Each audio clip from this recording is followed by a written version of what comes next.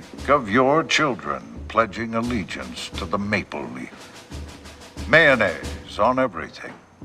Winter, 11 months of the year.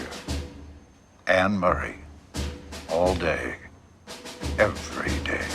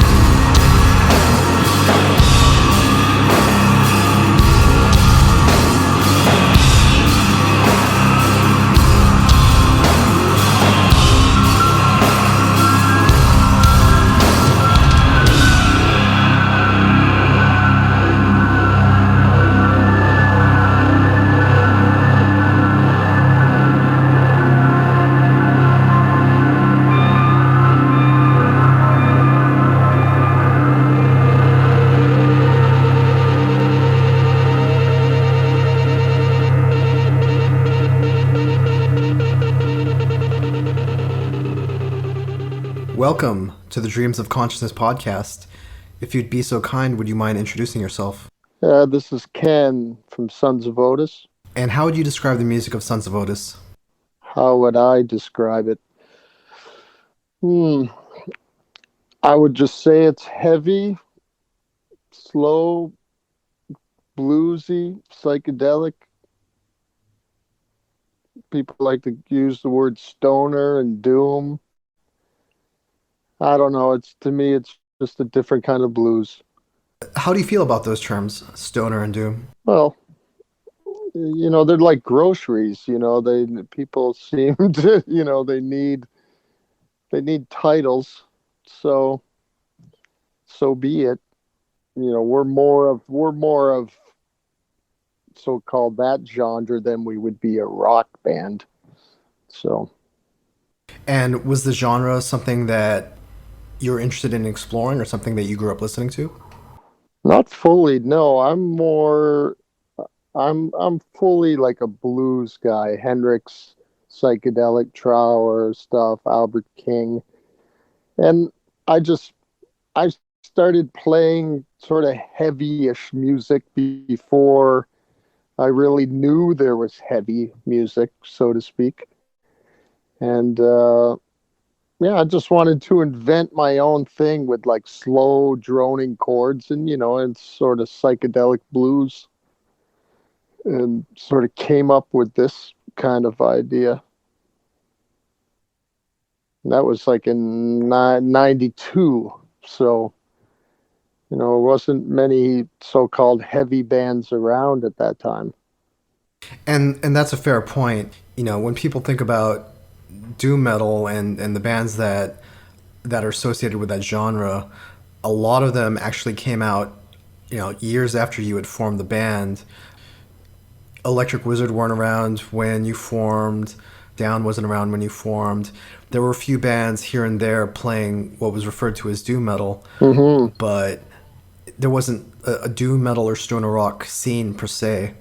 I'm curious how you arrived at this sound, because I'm familiar with Hendrix, and I can hear the classic blues and the early heavy psychedelic rock sound in your earliest recordings, but so much of what you're doing is so close to what eventually became called doom metal that I'm curious how you arrived at that sound. It's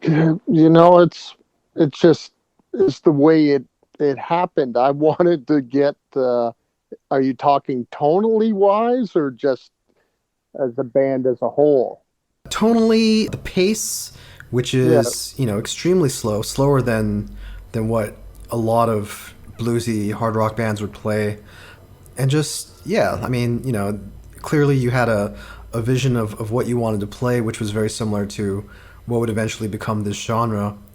But you were doing it fairly independently. I mean, I don't know how familiar you were with bands like Candlemass or Trouble or any of those bands that were doing, their version of doom metal. No, not at that time. I wasn't into that stuff at all. The closest thing you would say doom metal at the time would be, of course, Sabbath.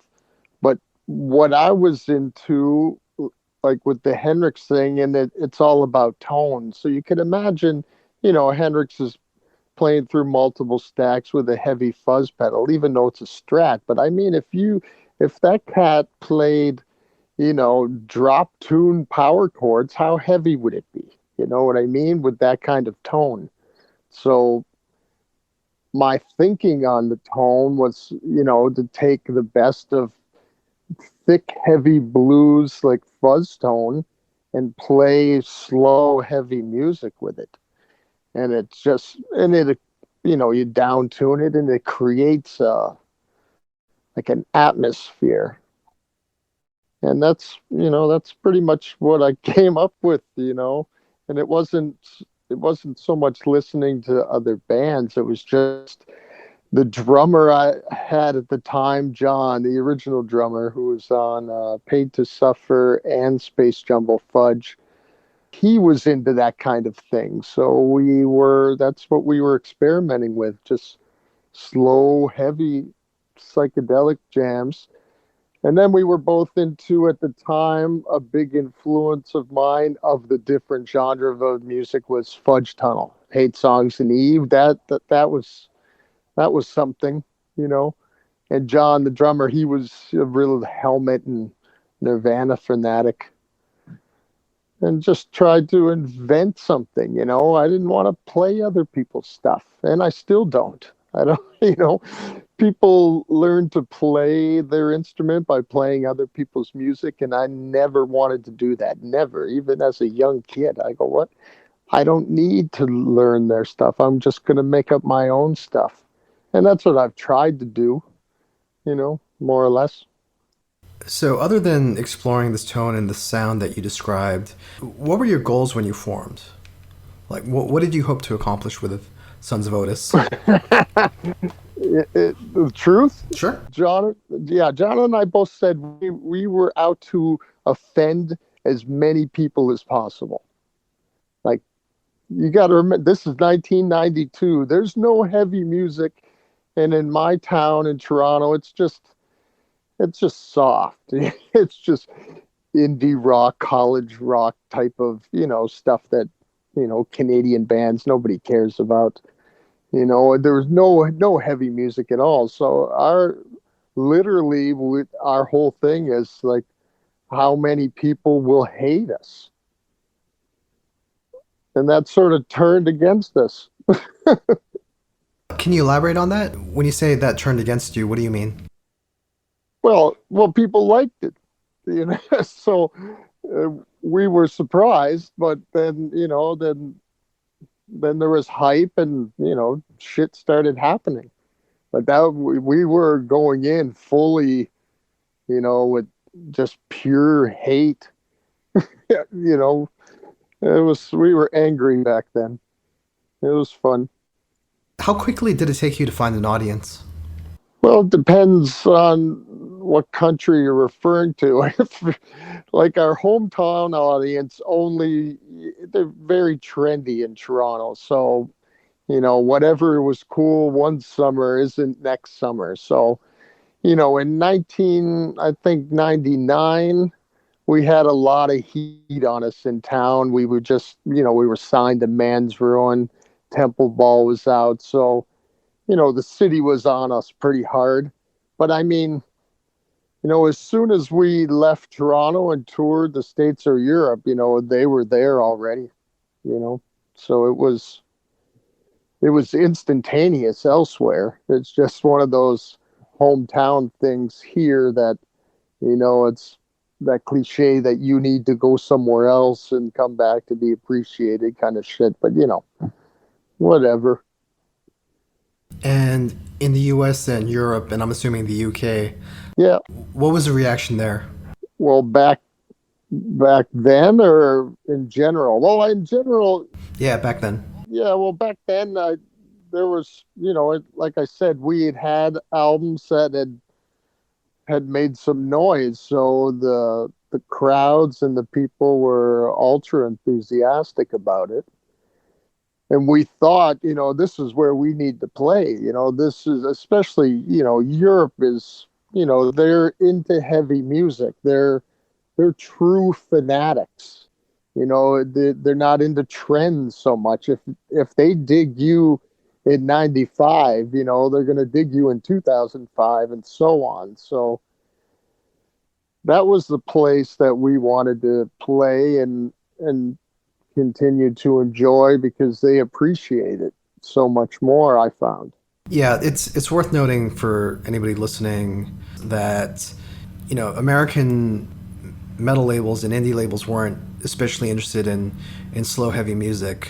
Aside from Trouble, a lot of bands had, you know, no pun intended, a lot of bands had trouble getting signed, but there were a few European metal labels who specialized exclusively in that kind of like slow, heavy, Sabbath-inspired doom metal.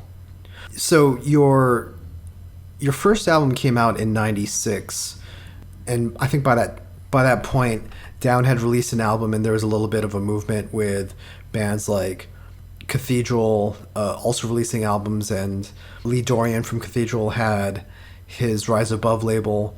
When did you start to notice that there were other bands playing something similar to what you were doing in Canada?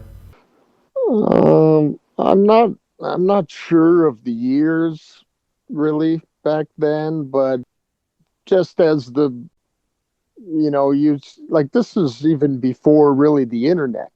So, it's not like today you can just type in stuff and get all excited. I mean, in the early 90s there wasn't that happening. So it's more word of mouth at the time, in magazines, and I finally I was late to the party, but once I heard the Melvins, then I was going there you go. What do you call the Melvins? Like, what would you call them? That's what I always said in like Fudge Tunnel. Like when people say, "Oh, you're a heavy band, you're a heavy metal band," I go, "No, no, no, no, no. We're a heavy band, heavy." And that's what I like refer to with Fudge Tunnel and the Melvins. Like you're not calling those guys metal bands, really. It's slow and heavy. Like it's a different thing.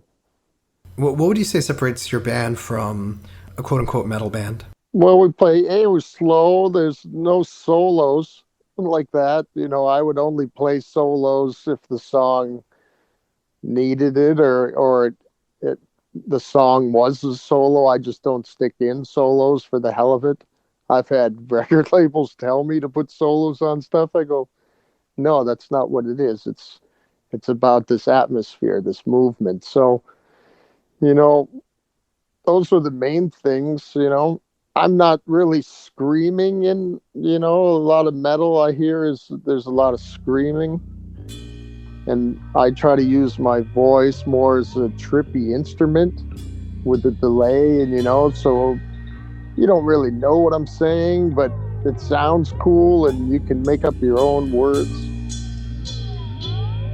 So there's differences. Like I said, we're more blues based.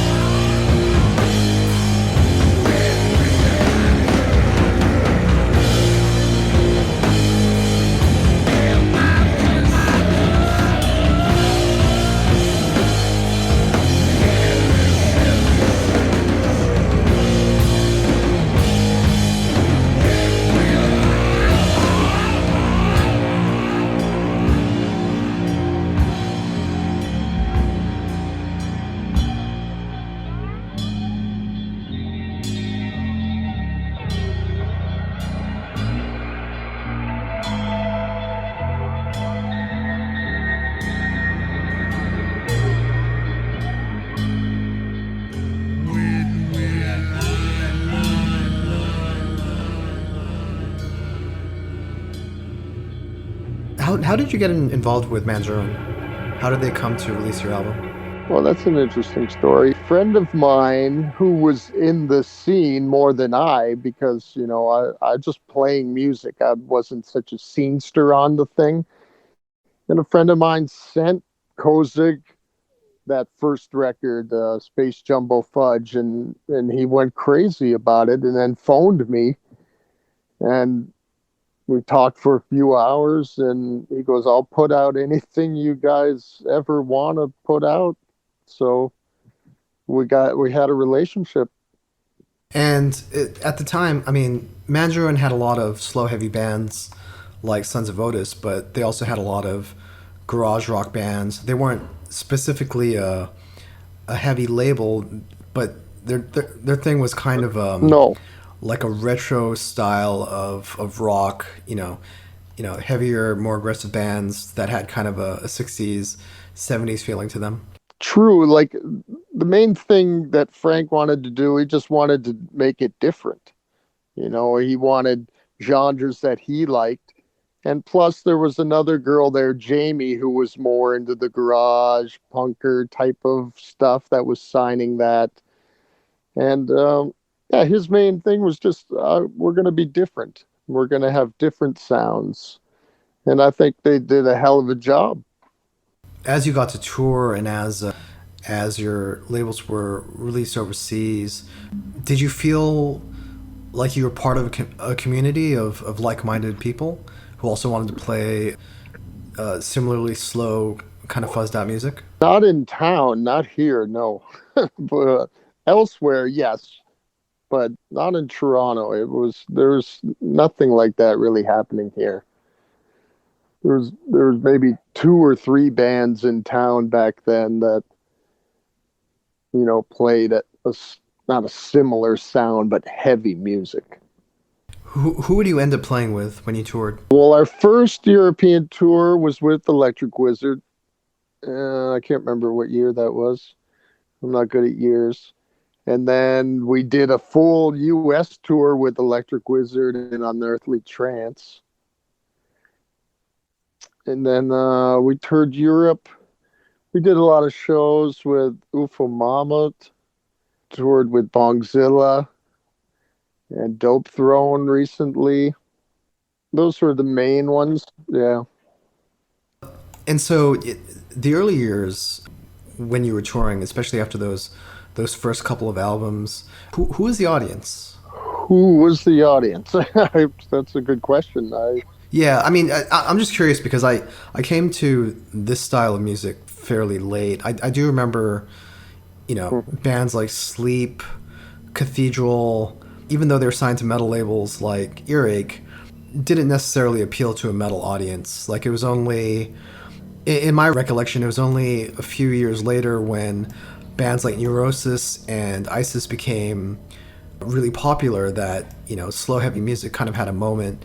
But those weren't typically metal kids. Like, a lot of them came from the hardcore scene, and a lot of them were kind of indie kids who just gravitated towards, this music that they hadn't known about before.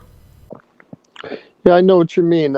In Europe, like I said, they're fanatics of heavy music, either it be metal or slow doomy. Like, there would be a cross reference of, there would be metal kids with full vests on, with all the patches, and there would be indie kids getting into the heavy stuff. Like, they just appreciated the harder, heavy music.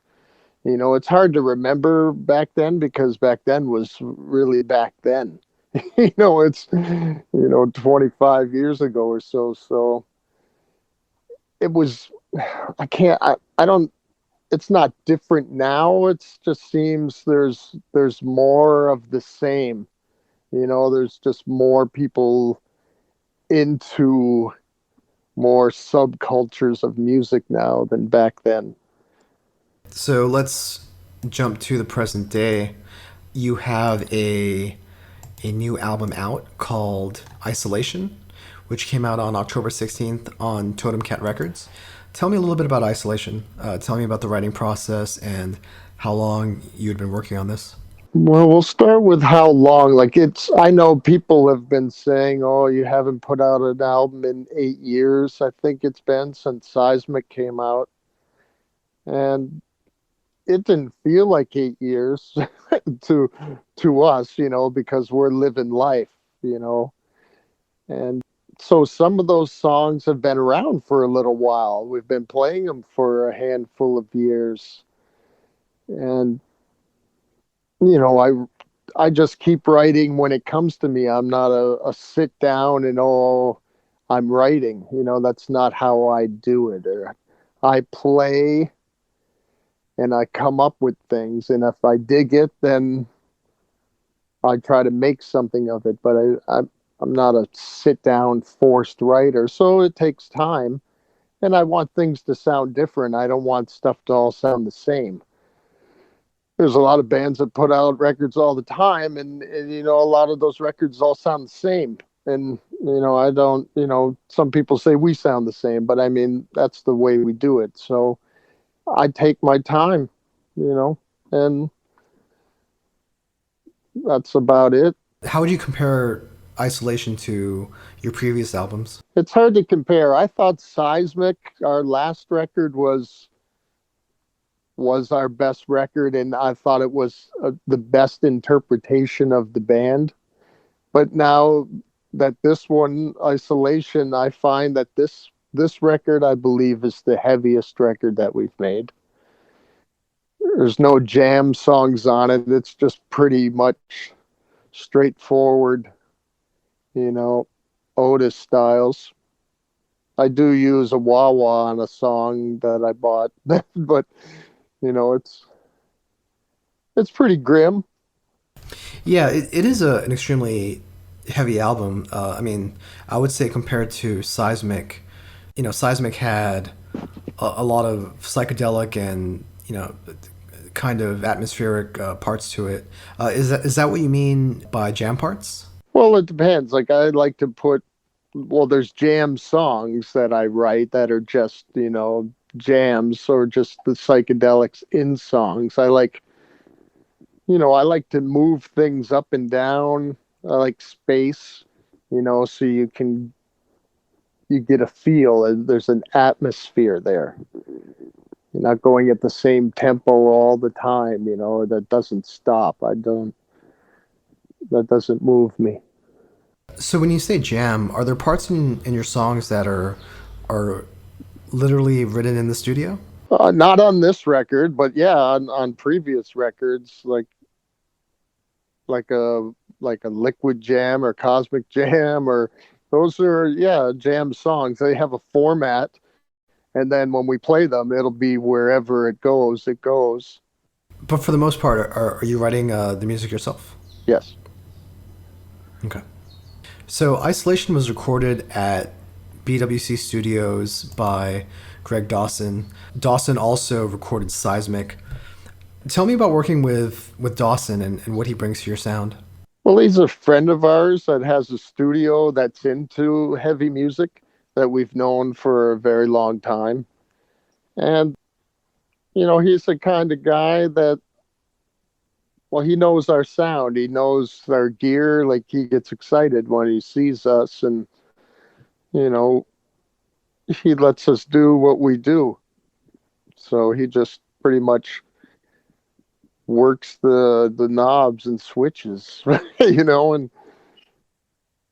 just lets us play. And you mastered this yourself, is that right?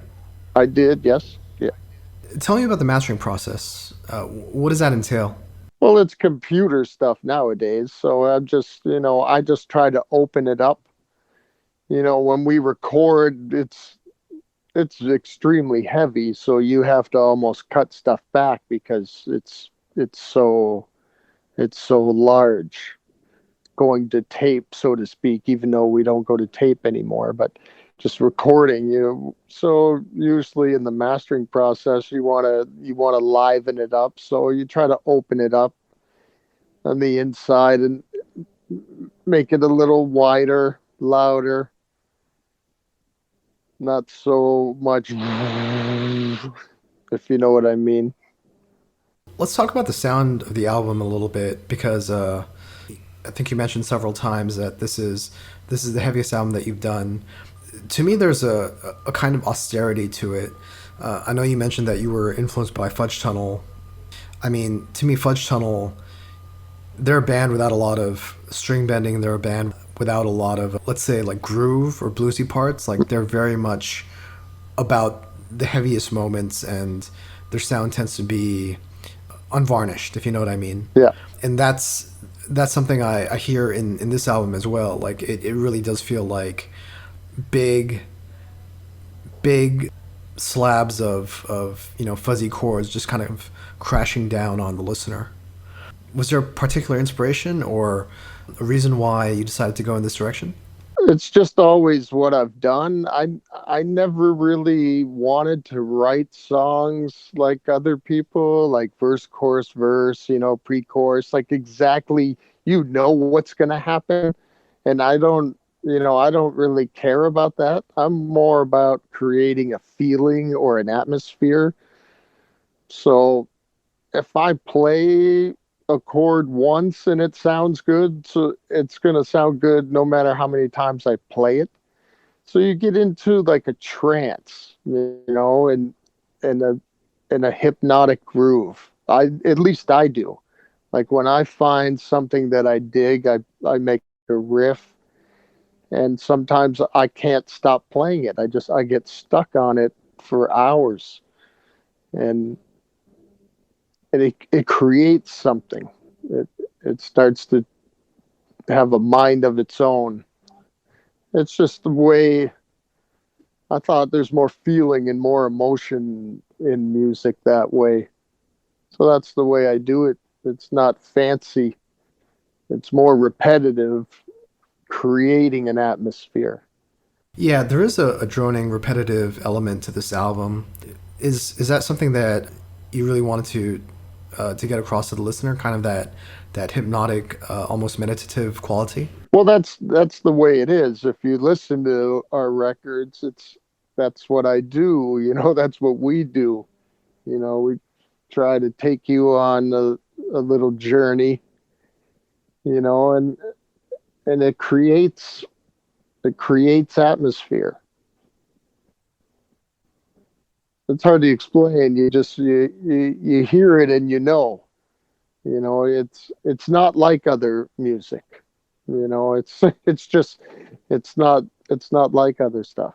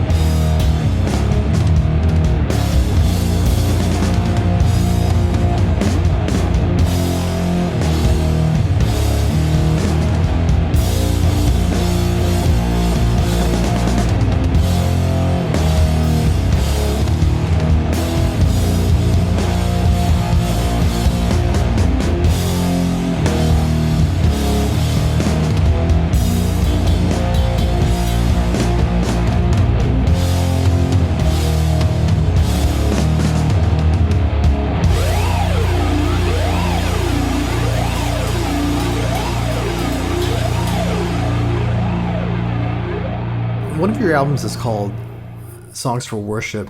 You know, as we're talking about the kind of hypnotic quality to your songs, when you say worship, how literally do you mean the term? From back then, it was just a play on words. I think I came up with back then. It's more of not worshiping the band so much. It's more of worshiping a sound, a certain vibe. You know, big amps, fat, warm fuzz, delay. It's like ritual type of thing. So the album will be coming out on Totem Cat Records, which is based in France. Tell me how Totem Cat got involved with this. Well, they had re-released a couple of our early albums on their label, and Ewan, who runs the label, knew that we were recording a new record, and just asked if we wanted to do it with him, and we said sure, because we had at the time we had no label, just other smaller labels kept re-releasing our old CDs on vinyl. So, like I said, he did some other records, and we thought, why not? Let's do this one. He's a fan of the band for many, many years. So, it's cool. So are the albums that you put out on Man's Ruin and the Music Cartel, are they out of print now? Yes. Yeah. You can't find them. Well, you can on eBay. I've seen crazy prices for Temple Ball on eBay that make me laugh. But, just paying $200 for a CD is pretty crazy. But, that album, that CD was released on a double album a little while ago, and that, of course, has all been sold out. But there's talk about re-releasing that again. People really like that record. What would you say the difference is between Sons of Otis in 2020 and the band when you released your first album in '96? Wow. Well, I'm the only one left, so put it that way. We were more angry then. I always come back to that. Like our first record before Spacejumbofudge we did an independent release called Paid to Suffer. And back then we put it out on cassette tape and gave them around. That's how we ended up getting signed by this major label that ended up putting out Spacejumbofudge, was this cassette tape, Paid to Suffer. And it's obviously we're angrier bunch of guys back then. And I'm not as angry now, I guess. The music has went in a different way. I've realized over the years when people talk about, oh, you haven't put an album out in this long and that long, and then I was thinking about it and looking at the albums and the songs, and I'm going, son of a bitch, these records sort of coincide with the ends of major relationships, which I found interesting. So that's a little tidbit that nobody knows for you. Well, was that a major inspiration or influence on your writing, what you're going through at the time in your relationships? Yeah, subconsciously, yeah. I didn't pick up on this until recently, that I knew what the song contents were about, but I didn't realize that the records themselves didn't really occur until something came to an end. And then I would write all these songs and then have a record. At least that's what happened with the last two records for sure. And as far as the gap between albums that people point out, why is that? Why was there an 8-year gap between this album and the previous one? Well, again, like I said, a relationship ended after many years, and then I was writing songs, and like we're a different kind of band. We all have, real jobs, and we live in different towns. and we only are able to get together once a week if we're lucky. So it's not like a band that's just constantly spitting out stuff. It's just our lifestyle doesn't let us do that. We have to work and pay bills, So and the relationship thing. So with all those together, it takes years to do something. If I was sitting at home like I used to in the old days and just play music and that, records will come in seconds. But I mean, I don't do that. I can't do that anymore. So it takes time. Now, obviously, with the pandemic, most bands' plans for touring and promotion have been curtailed. Do you have any plans for what you want to do after the album? Like, what comes next for you? Well, once the world opens, we know that we would be out there supporting this record. Like our people in France, they know, everybody knows. So it's just, like the rest of us is a ridiculous waiting game. But once the green light is given, something will be set up and we will hit the road for sure. So, Isolation is the new album by Sons of Otis, and it's out now through Totem Cat Records. Ken, tell people what the best way to order the album would be. I guess the best way would be through Totem Cat Records on their own site. I believe it's totemcatrecords.com. That's where I would go for starters. Okay. And you guys have a Bandcamp page as well, right? The album is available through your Bandcamp page? It will be eventually. I haven't updated that to do it, but yeah, yeah, we will do it. With this virus thing, things, they come out, but they're on hold and they come out. And so, yeah, once everything's for sure coming out and that, everything will be updated. Yes. Do you want to say anything about the vinyl releases and the reissues of your first CP and your first album? Well, those again, you can find them at Totem Cat Records. They released both Paid to Suffer and Spacejumbofudge. And there's plans for releasing Temple Ball in the future. We'll see what happens after this record and once the world is allowed to open. And if people want to follow Sons of Otis online, how can they do that? Yeah, the easiest way, we don't have a website anymore. There's no sense at this point. You can go on Facebook, type in Sons of Otis. You'll find us, you Google us. When you've been around this long, we're pretty easy to find. Ken, is there anything else you want to say?